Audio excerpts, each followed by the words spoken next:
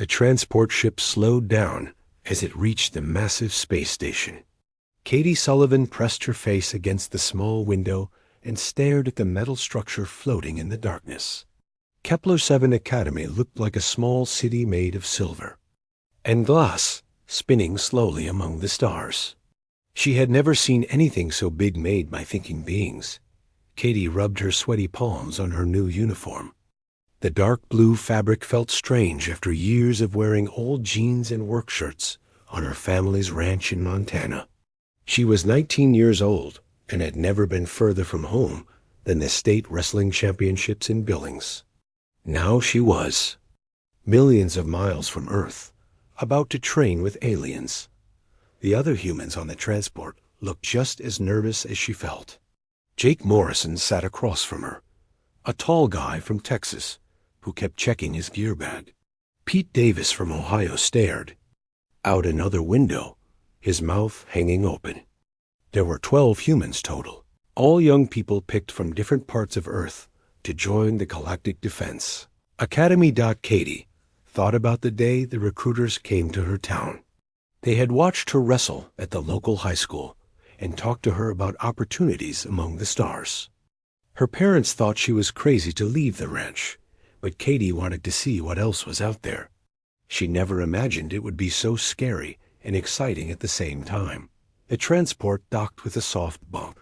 A voice spoke through the speakers, in words Katie could understand, thanks to the small translator device behind her ear. All new cadets report to Bay 7 for orientation. Welcome to Kepler-7 Academy. Katie grabbed her bag and followed the others through the airlock. The first thing she noticed was how clean everything looked. The walls were white and smooth, and the air smelled like nothing at all. Back home, everything smelled like hay, or cattle, or her mother's cooking. This place felt empty somehow. They walked down a long hallway until they reached a huge room with a high ceiling. Katie stopped walking and stared. There were other beings in the room, but they were not human. Some looked like large lizards walking on two legs. They had green and brown scales and yellow eyes that seemed to look right through her. These were the Zenthari, the warrior race that controlled a big part of the galaxy. They stood straight and proud, and Katie could tell they thought they were. Better than everyone else.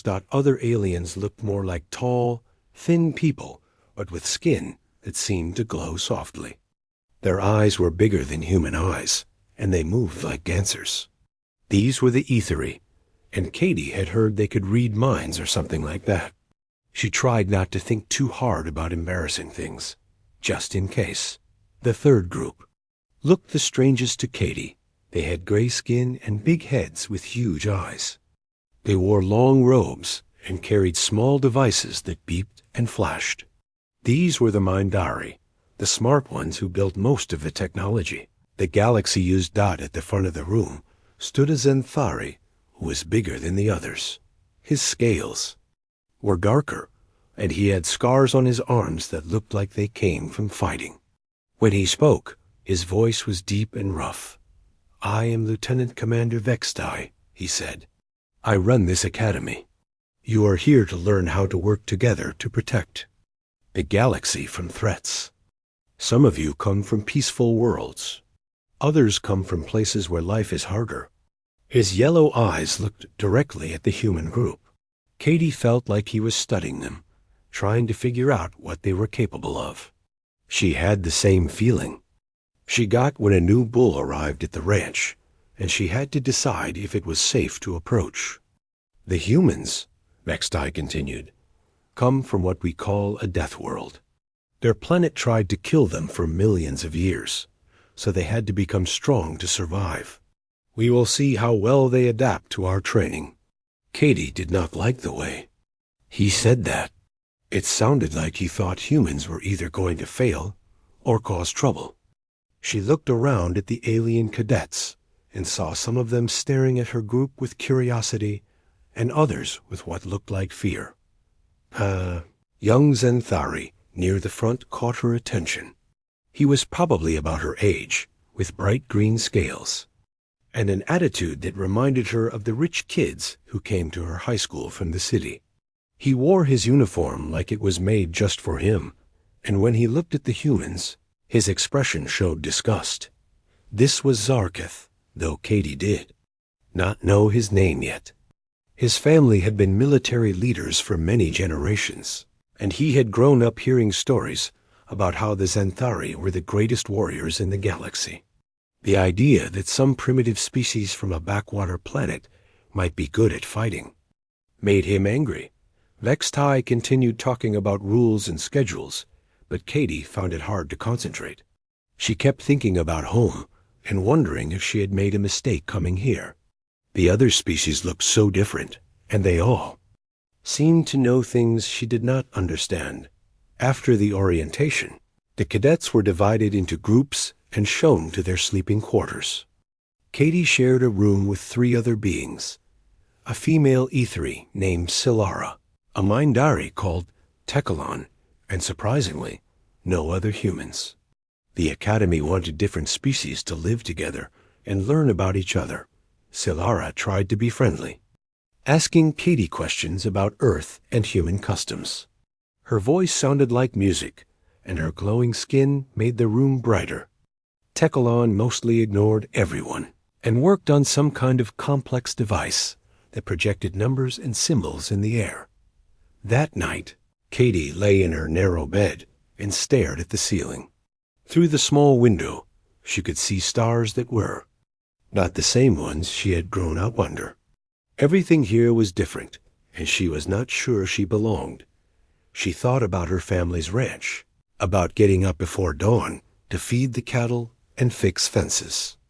She thought about wrestling practice after school and the feeling of winning a match through hard work and determination. Those things seemed very far away. Now Katie did not know that tomorrow would bring her first combat training session. She did not know that she would be paired with Zarketh, or that everything would change in just a few seconds. All she knew was that she was scared and homesick and trying to be brave in a place that felt impossible to understand. But Katie Sullivan had not gotten this far by giving up when things were hard. She closed her eyes and tried to sleep, ready to face whatever tomorrow would bring. Katie woke up when the lights in her room turned on automatically. The Academy did not have a sun, so the computer controlled when it was day and night. She sat up in her bed and looked around at her roommates. Silara was already awake, sitting quietly with her eyes closed in what looked like meditation. Tekalon was still working on his device, though Katie could not tell if he had slept at all. After getting dressed and eating breakfast in the large dining hall, all the cadets gathered. In Training Room 5, the room was huge, with soft mats covering the floor and strange equipment along the walls. Katie had never seen anything like it, but it reminded her a little of the gym at her high school. Instructor Melther stood at the front of the room. He was an Etheri, tall and thin with skin that glowed pale blue. His voice was soft when he spoke, but somehow everyone could hear him clearly. "Today we begin combat training," Melther said. "Fighting is the last choice for any civilized being, but sometimes we must defend ourselves and others. You will learn basic techniques and practice with partners from different species." Katie felt nervous and excited at the same time. She had been wrestling since she was 12 years old and was good at it. But wrestling humans was probably very different from fighting aliens, who had evolved on completely different worlds. Melther began pairing up cadets. Katie watched as other species were matched together. The Etheri moved like dancers, flowing around each other without much contact. The Mindari seemed to prefer using their minds somehow, standing still and concentrating while their partners acted confused and dizzy. When Melther called her name, Katie stepped forward. "Katie Sullivan, you will work with Zarketh of the Xanthari." The young Xanthari, who had caught her attention yesterday, walked over to her. Up close, he was bigger than she had thought, probably 6.5 feet tall with broad shoulders. His green scales caught the light, and his yellow eyes looked down at her with obvious displeasure. "So you are the Deathworlder," Zarkith said.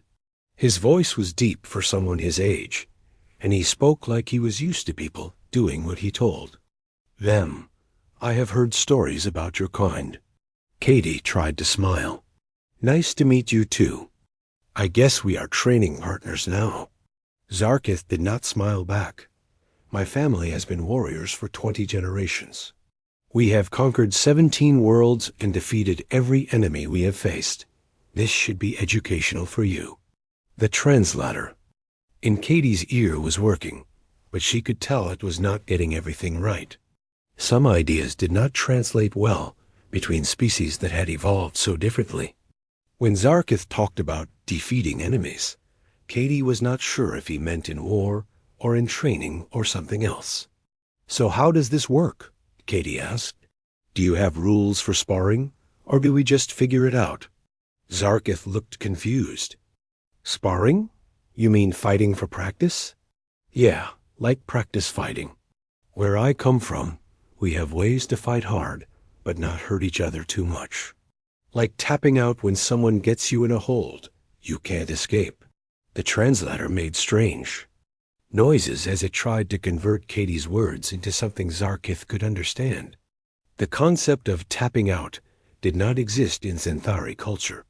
In their tradition, fighting continued until one participant submitted completely or was unable to continue. "I do not understand," Zarkith said. "Why would you surrender before? You were truly defeated?" Katie realized this was going to be harder than she thought. "It's not surrendering exactly. It's more like saying, 'Okay, you got me this time. Let's try again.' It keeps people from getting seriously hurt during practice." Zarkith's expression showed even more confusion. Among his people, showing strength and dominance was the whole point of combat training. The idea of stopping before establishing clear superiority made no sense to him. Melther approached their pair. Like many Etheri, he had evolved on a peaceful world where physical conflict was rare. His species had developed telepathic abilities and energy weapons instead of learning to fight with their bodies. He did not understand the cultural gap developing between his two students. "Begin with basic grappling techniques," Melther instructed. "Zarkith, show the human how Zenthari warriors establish control in close combat." Zarkith nodded and moved into a fighting stance. Katie had never seen anything like it. He stood with his feet wide apart and his arms held high, ready to grab and control an opponent. It looked powerful, but also slow compared to the wrestling stances she knew. "In Zenthari combat," Zarkith explained, "the goal is to show your opponent that resistance is useless. Once you control them, they understand their place and submit properly." Katie nodded, but inside she was thinking this sounded more like bullying than fighting. Where she came from, the point of wrestling was to test yourself against an equally determined opponent. The best matches were the ones where both people fought as hard as they could. "What about human fighting?" Zarkith asked, though his tone suggested he was not really interested in the answer. Katie dropped into a wrestler's stance, low and balanced. "Well, we try to use leverage and speed to overcome strength, and we never give up until the match is over." She demonstrated a few basic moves, showing how to change levels and shoot for takedowns. Zarkith watched with growing annoyance. The human style looked chaotic and undisciplined to him. Where was the dignity and control that marked a true warrior? Other pairs around the room were having their own problems. Jake Morrison was trying to explain to his Mindari partner that humans could not read minds or control objects with their thoughts. Pete Davis was confused by his E3 partner's gentle, flowing movements that seemed more like a dance than a fight. The language barriers made everything worse. The translators could convert words, but they could not bridge the gap between completely different ways of thinking about conflict and competition. Melther watched his students struggle to communicate and assumed it was normal growing pains. His own species had never developed complex martial arts, so he did not recognize the warning signs of incompatible fighting philosophies. As the session continued, tension grew between Katie and Zarkith. He expected her to show proper respect for his superior size and training. She expected him to understand that good sparring required both people to try their best within agreed-upon rules. "Are you ready to begin?" Zarkith asked, moving closer to Katie. "I guess so," Katie said. "Just remember to take it easy at first, while we figure out how our styles work together." Zarkith heard the words, but did not understand the meaning. Taking it easy was not part of his vocabulary when it came to combat. In his mind, he was about to teach this small human female about the natural order of things. Katie saw him moving toward her and got ready to react. Her wrestling instincts told her to stay alert and look for opportunities, but she was trying to be gentle with someone who might not be used to the physical style of fighting she knew. Neither of them realized they were about to collide, like two different worlds meeting for the first time. Katie's reflexes had been shaped by millions of years of human evolution on a planet where hesitation meant death. Zarkith's expectations had been formed by centuries of Zenthari military tradition where strength and dominance were respected. Above all else, the stage was set for a misunderstanding that would change everything at the academy. Two young beings from different worlds were about to learn that some gaps between species were bigger and more dangerous than anyone had imagined. Zarkith moved forward with the confidence of someone who had never lost a fight. His yellow eyes focused on Katie as he prepared to demonstrate proper Zenthari combat technique. He had sparred with dozens of opponents from different species, and they all eventually understood that he was stronger and better trained. Katie watched him approach and tried to read his body language. Something felt wrong about the way he was moving. Back home, when she practiced with her wrestling teammates, there was always an understanding that they were working together to get better. This felt different. Zarkith moved like he was hunting something. "Remember, this is just practice," Katie said, hoping the translator would make her meaning clear. Zarkith heard the words but dismissed them. Every fight was real to a Zenthari warrior. Practice was just another word for a fight where you were not trying to kill your opponent. Everything else was the same. He reached out with his right hand, intending to grab Katie's arm and pull her into a control hold.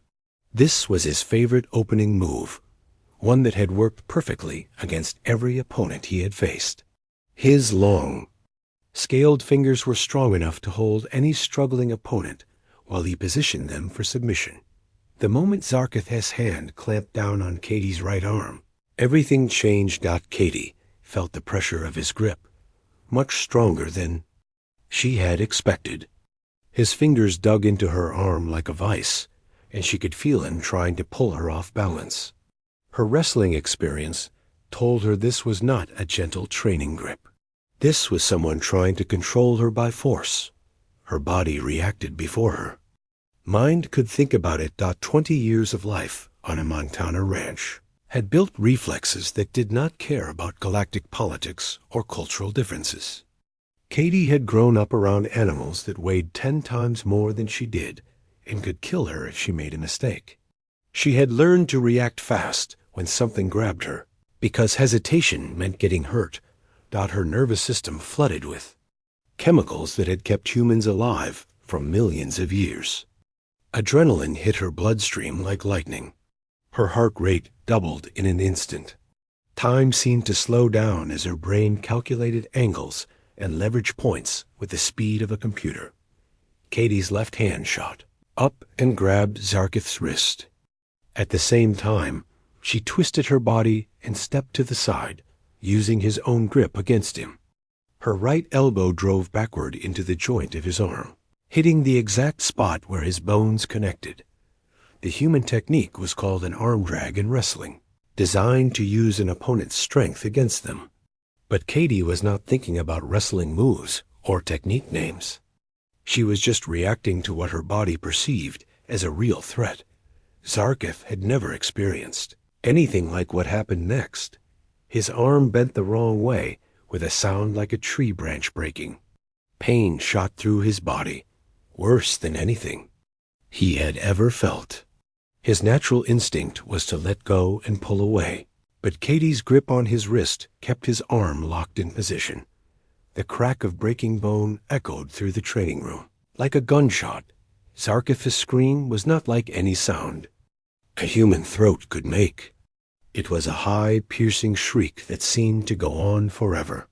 He collapsed to his knees, his broken arm hanging at an impossible angle.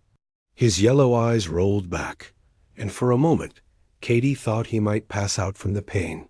The entire training room went silent. Every conversation stopped. Every movement froze. Dozens of alien cadets and instructors turned to stare at the two figures in the middle of the mat.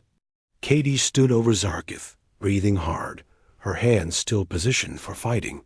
The young Xanthari knelt beside her, cradling his shattered arm and making horrible noises. Katie's adrenaline was still pumping, but her conscious mind was starting to catch up with what had happened.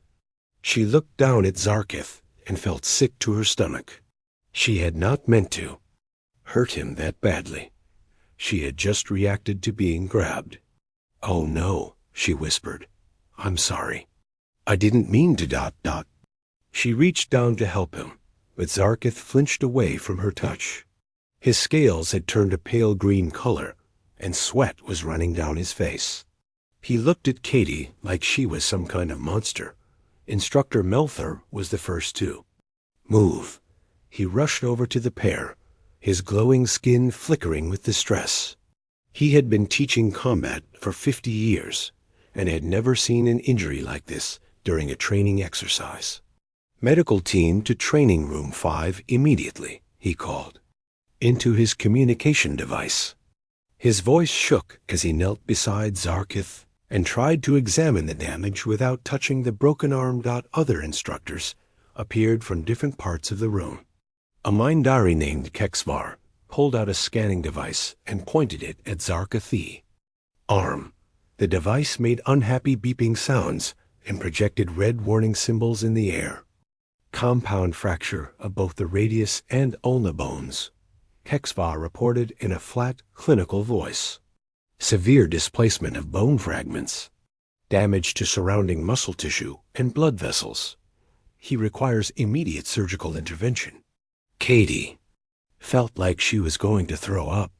She had broken someone's arm so badly that he needed surgery, all because he had grabbed her during what was supposed to be a friendly training session.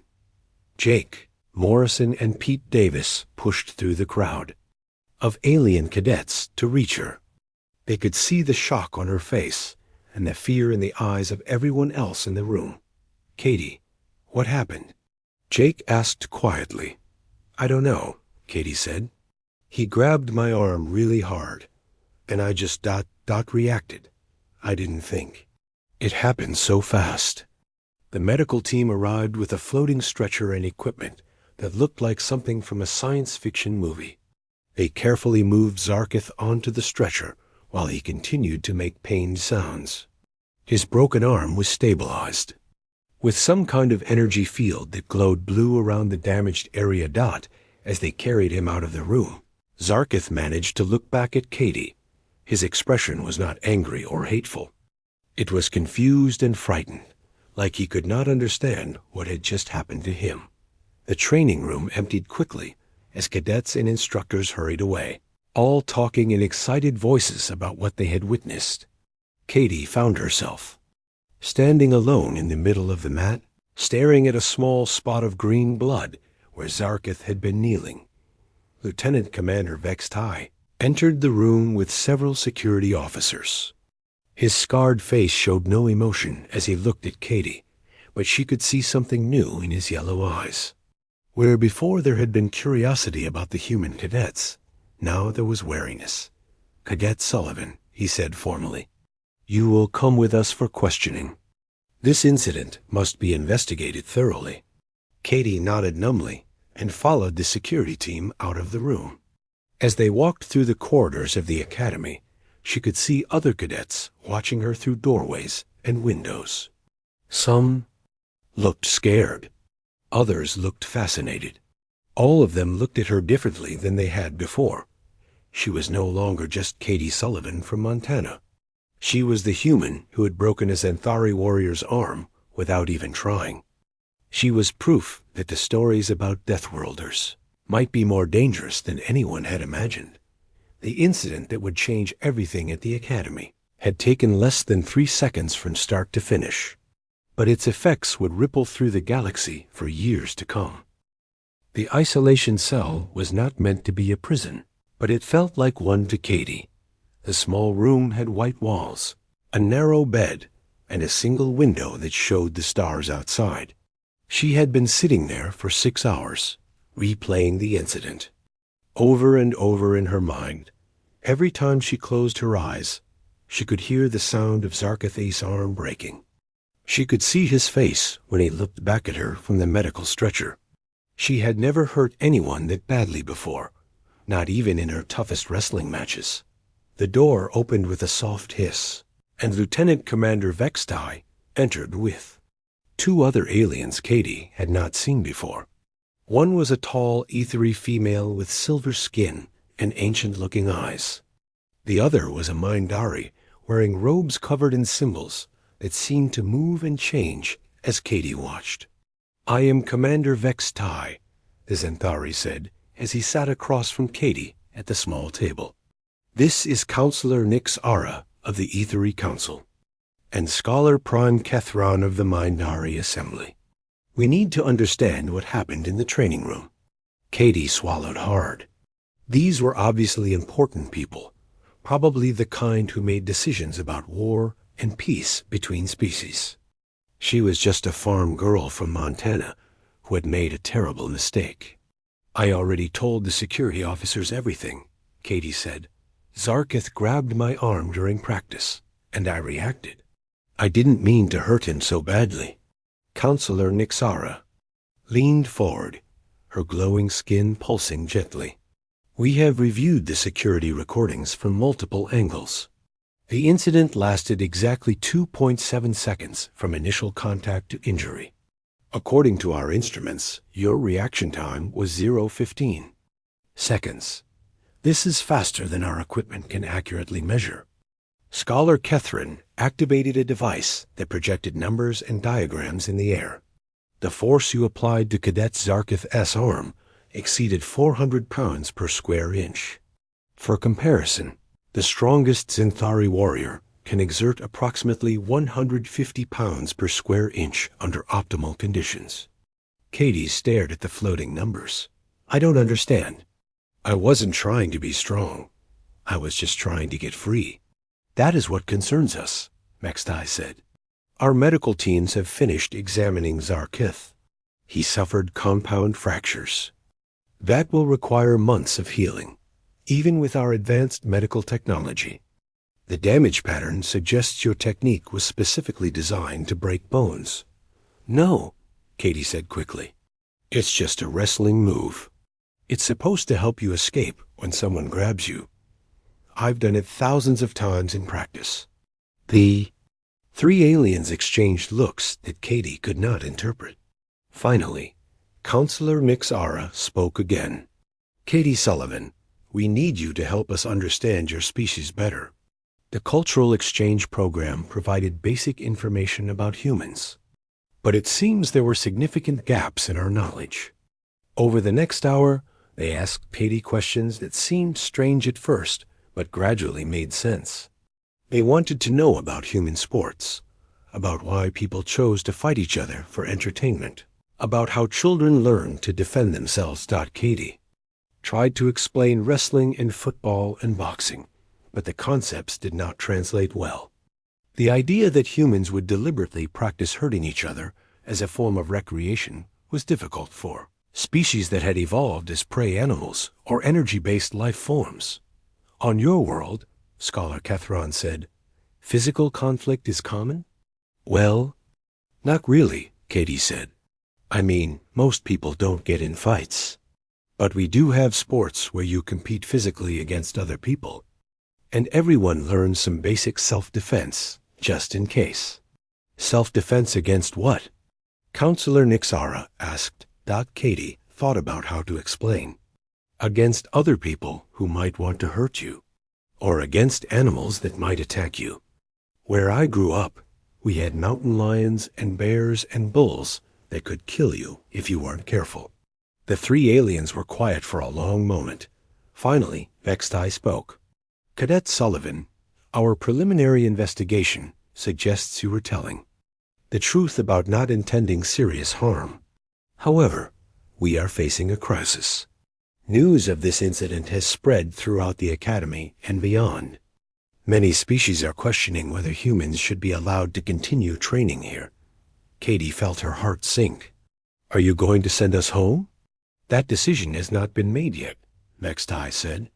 But we need more information about human capabilities. We are bringing in a specialist to help us understand what we are dealing with. 2 days later, Dr. Sarah Kim arrived on an emergency transport from Earth. She was a xenobiologist who had worked on the first human contact teams, and she looked tired and worried as she met with Katie in the isolation cell. I came as soon as I heard, Dr. Kim said. Are you okay? I know this must be frightening. Katie felt relief at seeing another human face. I'm scared I ruined everything for all of us. I didn't mean to hurt him so badly. Dr. Kim sat down and opened a tablet computer. Katie, I need you to tell me exactly what happened, and then I'm going to explain some things about human biology that apparently didn't make it into our initial reports. After Katie described the incident again, Dr. Kim nodded grimly. What you experienced is called an adrenaline response. When humans perceive a threat, our bodies release chemicals that make us faster and stronger for a short time. It's an automatic reaction that helped our ancestors survive on Earth. But we're not on Earth anymore, Katie said. We're supposed to be civilized. Civilized doesn't mean our biology changed, Dr. Kim explained. Humans evolved on a world where almost everything was trying to kill us. Large predators, dangerous weather, hostile environments. We developed reflexes and strength that other species never needed. Dr. Kim showed Katie data on the tablet. The average human reaction time is about 0.2 seconds. Most galactic species have reaction times between 0.8 and 1.5 seconds. The average human can exert forces that would seriously injure other species, even without trying. Katie stared at the numbers. So I'm like a walking weapon? Not exactly, but close, Dr. Kim said. Every human is, compared to most other species. In the galaxy, we're stronger, faster, and more aggressive than they are. It's not our fault, but it's something we have to deal with. Meanwhile, in the medical center, Zarkith was having his own revelations. The doctors had rebuilt his arm using advanced surgical techniques, but he would need weeks of therapy to regain full use of it. As he lay in his hospital bed, he thought about what had happened. He had grabbed many opponents before, using the same technique that had always worked. But Katie had reacted like no one ever had. She had moved faster than his eyes could follow, and applied force that seemed impossible for someone her size. For the first time in his life, Zarkith wondered if there were things about combat that his family's traditions had not taught him.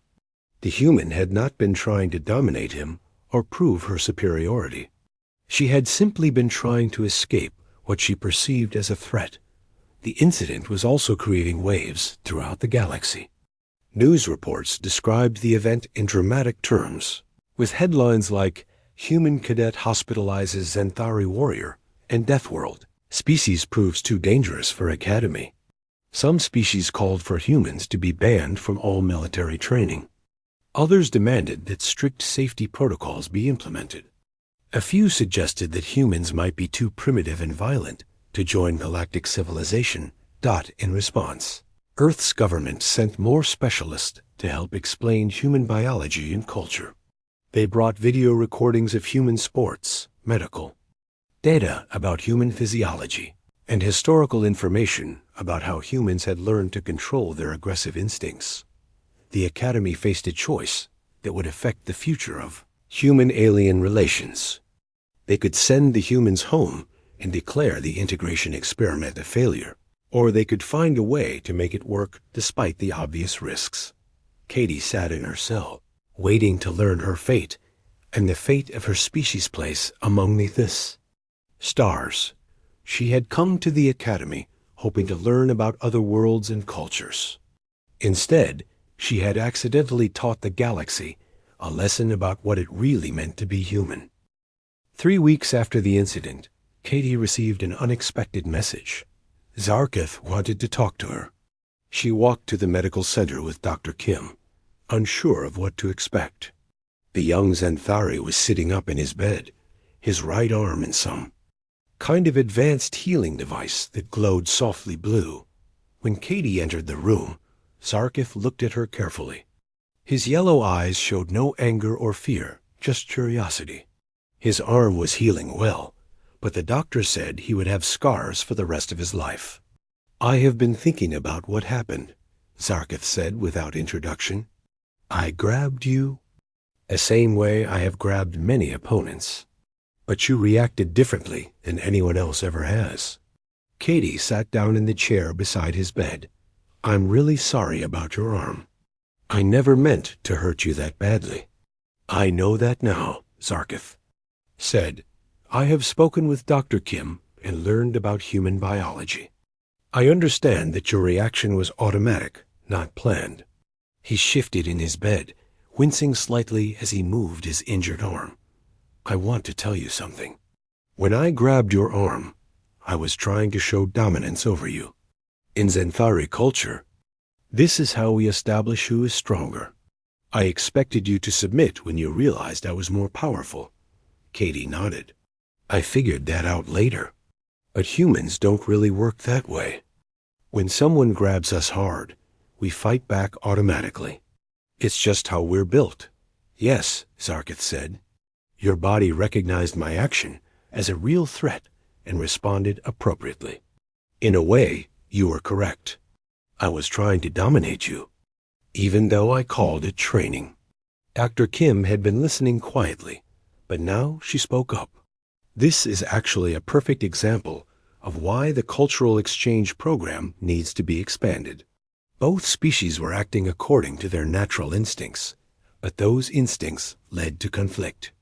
Over the following days, Katie found herself working with Dr. Kim and Academy officials to develop new training protocols. They needed ways for humans to practice combat skills without accidentally injuring their alien partners. The solution came from an unexpected source. Jake Morrison suggested using the same techniques that human wrestlers used when training with much smaller or weaker partners. Experienced fighters learned to control their strength and speed when necessary. "Back home, I used to practice with my little sister sometimes," Jake explained to a group of instructors. "You learn to use just enough force to make it challenging without hurting someone smaller than you." The Academy implemented a new system where humans trained primarily with each other for full contact exercises. When working with other species, they used controlled movements and limited force. Special equipment was developed to monitor stress levels and automatically stop exercises if anyone was in danger. But the most important change was in understanding. Dr. Kim and her team conducted seminars for all species at the Academy, explaining human evolution and biology. They showed videos of human sports and demonstrated how humans had learned to channel their aggressive instincts into positive activities. In return, human cadets learned about other species' cultures and natural behaviors. Katie discovered that Xanthari combat traditions were based on honor and respect, not cruelty. Ethery fighting techniques emphasized harmony and flow rather than dominance. Mindari preferred to use technology and intelligence to avoid physical conflict entirely. Zarkith became an unexpected ally in this process. As he recovered from his injury, he spent time learning about human combat techniques from Katie and the other human cadets. In return, he taught them about Zenthari military strategy and the importance of discipline in warfare. "Your wrestling is very different from our combat arts," Zarkith told Katie during one of their sessions. "But I can see the skill in it. You use leverage and timing instead of just strength." Katie demonstrated some basic wrestling moves, carefully and slowly, so Zarkith could see how they worked. "The idea is to use your opponent's energy against them. If someone pushes, you pull. If they pull, you push. This is similar to some Zenthari principles," Zarkith said thoughtfully. "But we focus more on showing strength to discourage opponents from fighting at all." Their partnership became a symbol of successful cross-species cooperation. Other cadets watched them train together and saw that humans and aliens could work as teammates despite their differences. The Academy also implemented new safety measures based on human capabilities. Training rooms were equipped with sensors that could detect dangerous force levels. Medical teams were trained to treat injuries that might result from human-level impacts. Warning systems alerted instructors if any exercise was becoming too intense. 6 months after the incident, Katie stood in the Academy's main hall wearing the blue and silver uniform of a graduated cadet. She had not only completed the program, but had received the Academy's Medal of Excellence for her role in improving interspecies relations. Zarkith stood beside her, his healed arm strong enough to shake hands with the human tradition Dr. Kim had taught him. His family had initially been ashamed of his injury, seeing it as a sign of weakness. But as they learned more about human capabilities, they began to view it differently. Being injured by a human was not shameful. It was evidence of how dangerous humans could be as enemies and how valuable they could be as allies. "I have a confession," Zarkith said to Katie as they prepared for the graduation ceremony. "When I first saw the human group, I thought you were the weakest because you were smaller than the males." Katie laughed. "That's okay. I thought all Zenthari were bullies because you acted so tough all the time." "Perhaps we both learned something about making assumptions," Zarkith said. Lieutenant Commander Vextai addressed the graduating class, including representatives from dozens of species. "This class has faced unique challenges," he said. "You have learned not only combat techniques and military strategy, but also how to bridge the gaps between very different kinds of life." He looked specifically at Katie and Zarkith. You have learned these lessons through difficult experiences, but those experiences have made all of us stronger and wiser." After graduation, many human cadets received requests to serve as instructors at military academies throughout the galaxy. Species that had initially feared human aggression now wanted to learn human techniques for their own defense forces. Katie accepted a position training, Zenthari warriors in human combat methods. Zarkith would be her liaison, helping to translate not just language, but cultural concepts between the two species. On her last day at Kepler 7 Academy, Katie stood in the same training room where everything had changed. A small plaque on the wall commemorated the incident that had nearly ended the human integration program, but instead had transformed it. The plaque read, "Understanding grows from experience, even difficult experience. Here, two species learned that differences can become strengths when approached with wisdom and respect." Jake Morrison joined her in looking at the plaque.